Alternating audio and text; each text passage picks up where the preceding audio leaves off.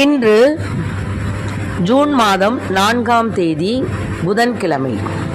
இன்று தேவன் நமக்கு தரும் ஜீவநீரூற்றான இறை வார்த்தைகள் திருத்தூதர் பணிகள் நூலிலிருந்து வாசகம். இயல் 21 இறை வார்த்தைகள் 28 30 முடிய. தூய ஆவியார் உங்களை கண்காணிப்பாளராக ஏற்படுத்தியுள்ளதால் உங்களையும் மந்தை முழுவதையும் கவனமுடன் காத்து கொள்ளுங்கள். உங்களை விட்டு நான் சென்ற பின்பு கொடிய ஓநாய்கள் உங்களுக்குள் நுழையும் என்பது எனக்கு தெரியும். அவை மந்தையை தப்பவிடாதவாறு தாக்கும். உங்களிடமிருந்து சிலர் தோன்றி சீடர்களையும் தம்மிடம் திசை திருப்பும் அளவுக்கு உண்மையை திரித்து கூறுவர். எனவே விழிப்பாயிருங்கள். 3 ஆண்டு காலமாக அல்லும் பகலும் இடைவிடாது கண்ணீரோடு நான் உங்கள் ஒவ்வொருவருக்கும் அறிவுறுத்தி வந்ததை நீங்கள் நினைவிற்கொள்ளுங்கள். இப்போதும் நான் உங்களை கடவுளிடம் ஒப்படைக்கிறேன். அவரது அருள் வார்த்தைக்கும் கட்டுப்படுவீர்களாக. அவ்வார்த்தை வளர்ச்சியையும் தூயோர் அனைவருக்கும் உரிய உரிமை பேற்றையும் உங்களுக்கு தரவல்லது. ஆண்டவரின் அருள் வாக்கு. இறைவா உமக்கு நன்றி.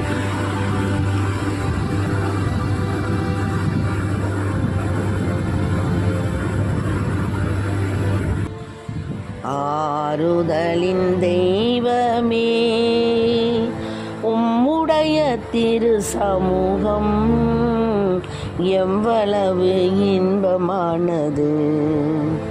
ஆறுதலின் தெய்வமே, உம்முடைய சந்நிதியில் தங்கியிருப்போர் உண்மையிலே பாக்கியவான்கள். உம்முடைய சந்நிதியில் தங்கியிருப்போர் உண்மையிலே பாக்கியவான்கள். தூய மனதுடன் துதிப்பார்கள், துதித்து கொண்டிருப்பார்கள். ஆமென். தூய மனதுடன் துதிப்பார்கள், துதித்து கொண்டிருப்பார்கள். ஆறுதலின் தெய்வமே,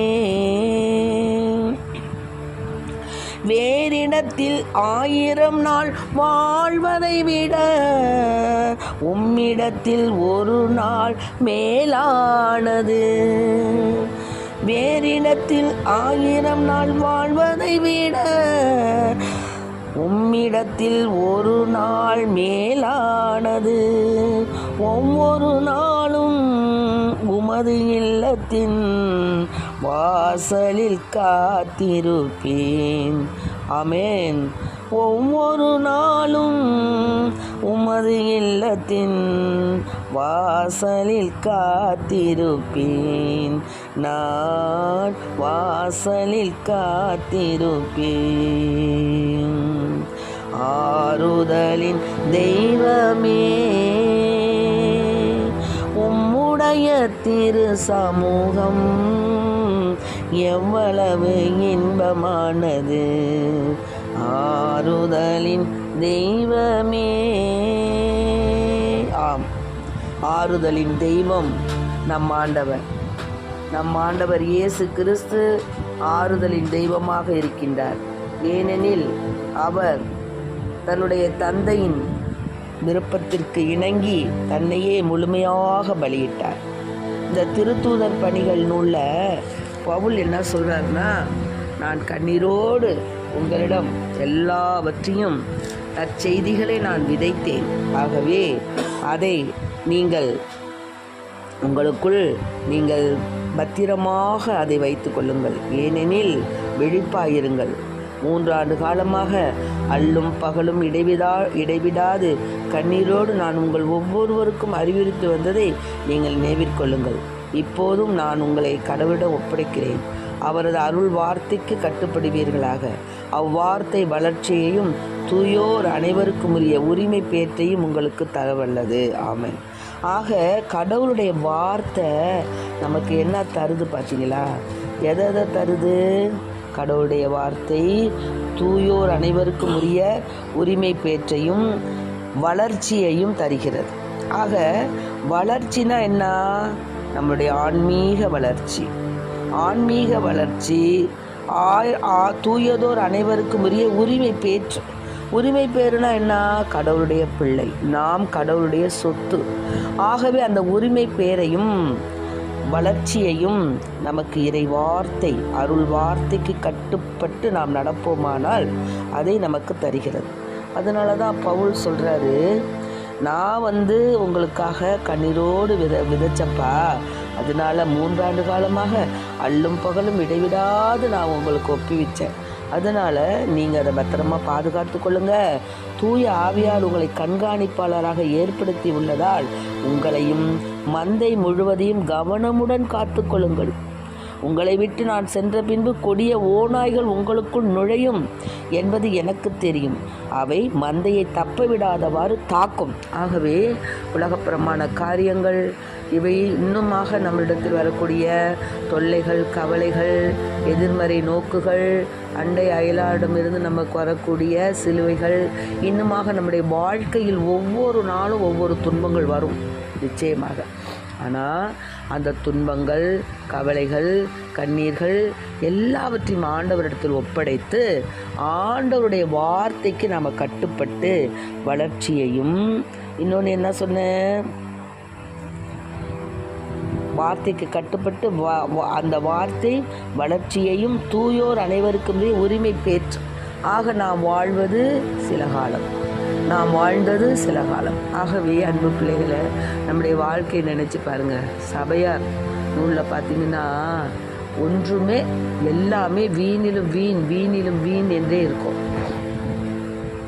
அதை நம்ம படித்து பார்க்கும்போது நம்முடைய வாழ்க்கை எல்லாவற்றிலும் நாம் இறைவனை நோக்கி இருப்பது தான் நமக்கு உயர்வானது, நமக்கு பாதுகாப்பானது அப்படிங்கிற வார்த்தை தான் இருக்கும். ஆகவே நம்முடைய வாழ்க்கையில் ஏதோ பிறந்தோம், வளர்ந்தோம், எப்படியோ இருந்தோம் என்று இல்லாமல் நாம் ஆண்டவருக்காக வாழ வேண்டும். அவருடைய வார்த்தைக்கு நாம் கட்டுப்பட வேண்டும். அவருடைய வார்த்தையை நம் மனதில் இருத்த வேண்டும். அதன் மூலமாக வளர்ச்சியையும் இன்னுமாக நாம் தூயதோர் அதாவது தூயோர் அனைவருக்கும் உரிய உரிமை பேற்றை நாம் அடைய வேண்டும் என்ற உன்னதமான நிலையை நம் மனதில் இருத்த வேண்டும். அப்படியாக நாம் இருத்தி பவுலை போல நாமும் கடவுளுக்கு பிரியமான பிள்ளைகளாக வாழ வேண்டும். நம் வாழ்க்கையை ஒப்பு கொடுக்க வேண்டும். நம் வாழ்க்கையில் வரக்கூடிய கண்ணீர்கள், கவலைகள், மனபாரங்கள், சோர்வுகள் எல்லாவற்றையும் ஆண்டவரிடத்தில் ஒப்புவித்து அவருடைய உரிமை பேற்றை அடையக்கூடிய பிள்ளைகளாக வாழவும், வளர்ச்சியை பெற்ற பிள்ளைகளாக வாழவும், ஆண்டவருக்குள் நாம் மகிழ்ச்சியுடைய பிள்ளைகளாக வாழவும் நம் இறைவனிடம் என்றென்றும் மன்றாட வேண்டும். அப்படி மன்றாடி அவரை துதித்து, அவரை போற்றி, அவரை மகிமைப்படுத்தி நாம் வாழும் பொழுது நம் வாழ்க்கை ஆண்டவருடைய உரிமை சொத்தாக மாறும். ஆகவே நாம் என்ன செய்ய வேண்டும் என்றால், கவலைப்படுகிறதினால் உங்களை நீங்களே ஏன் குழப்பிக் கொள்கிறீர்கள்? உங்கள் பிரச்சனைகள் பற்றி கவலைப்படுவதை விட என்னிடம் விட்டுவிடுங்கள், எல்லாமே சமாதானமாகிவிடும்.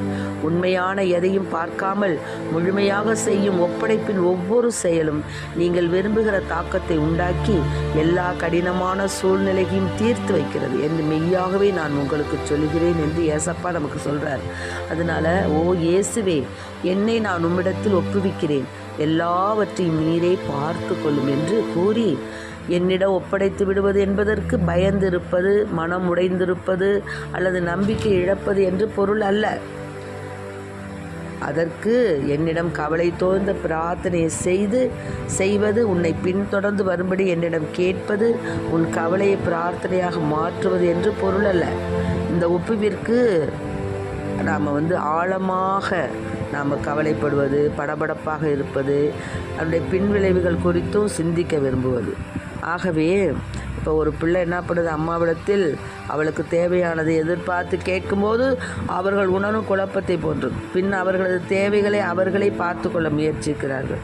அப்படியாக அவர்களது பிள்ளையை போன்ற முயற்சிகள் அவர்களது தாயாரின் வழியில் வந்து விடுகிறது. அதனால் அமைதியாக ஆத்மாவின் கண்களை மூடி பாடுகளின் சிந்தனைகள் இருந்த திசை திரும்பி எனது பராமரிப்பில் உங்களை வைப்பதே என்பதாகும். ஆகவே அன்பு பிள்ளைகளே, ஓ இயேசுவே, என்னை நான் உம்மிடத்தில் ஒப்புவிக்கிறேன், எல்லாவற்றையும் நீர் பார்த்து கொள்ளும் என்று நாம் இறைவனோடு ஒன்றித்து நாம் அனுதினமும் ஆண்டவரிடத்தில் மன்றாடி, ஆண்டவரே, உம் வார்த்தையை நாங்கள் கேட்கவும், அந்த வார்த்தையை நிலைக்கவும், உமது உரிமை பேற்றை நான் அடையவும் என்னை பாதுகாத்து கொள்ளும் என்று இறைவனிடம் மன்றாடுவோம். ஆமென்.